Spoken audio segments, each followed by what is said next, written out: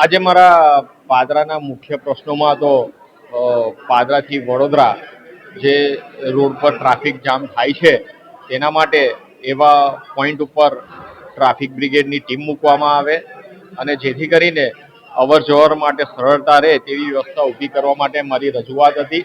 એની સાથે જ western bypass કે જે ઘણા વર્ષોથી સમેલા પોઈન્ટથી અટકેલો છે તેનું તાત્કાલિક જમીન સંપાદન થઈ જાય અને ત્યાં તાત્કાલિક રોડ બનાવવામાં આવે જેથી કરીને પાદરા વડોદરા વચ્ચે જે ટ્રાફિક જામ થાય છે તેને સરળ કરવામાં પણ ખૂબ જ મદદ મળી રહે છે તેમ છે.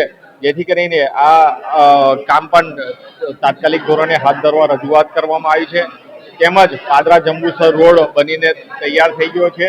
તેમાં આવતા 2 પોઈન્ટ જે નર્મદા કેનાલમાં આવે છે તે કેનાલના રોડ પૂરા કરવામાં આવ્યા નથી જેથી કરીને ત્યાં પણ મંજૂરી લઈને તાત્કાલિક કામ હાથ ધરવા માટે રજૂઆત કરવામાં આવેલી છે.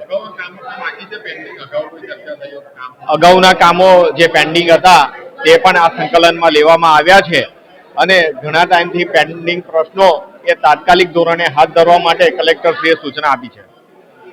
મારા જે જૂના પ્રશ્નો હતા જે ગઈ મિટિંગમાં હું બહાર જવાને કારણે નથી આવી શક્યો તો એ મુદ્દા ઉપર આજે ચર્ચા હતી. અમારે એક કરજણ નગરનો એક ઇસ્યુ હતો કે ગેસ પાઇપલાઇન જે ઘરેલું ગેસ પાઇપલાઇનના જે ઘણા વખતથી ખાતમુહૂર્ત કર્યું અને એનું કામ ચાલુ ન થયું હોવાને કારણે કેટલાય વખતે આ પ્રશ્નો અમારે ઉપસ્થિત કરવો પડે છે. એટલે આ ગઈ લગભગ પરમ દિવસે જ ગેસ કંપનીવાળાને એ લોકો ત્યાં કરજણ વિઝિટમાં આવ્યા અને ચીફ ઓફિસરે મિટિંગમાં જણાવ્યું કે એ લોકો કહીને ગયા વહેલી તકે કામગીરી ચાલુ થાય એ રીતેની એમની તૈયારી બતાવી છે.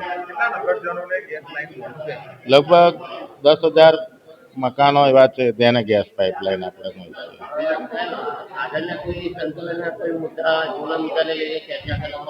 એક જૂના મુદ્દા હતા જે નર્મદા કેનાલ જે બંધ હાલતમાં હતી એ બાબતે કે ખેડૂતોને બંધ છે પરંતુ એમને અવર જવર માટેના જે રસ્તાઓ હતા એ સીધા રસ્તાઓ થાય એ રીતેની એમને પરમિશન આપવામાં આવે એ રીતેની ચર્ચાઓ હતી.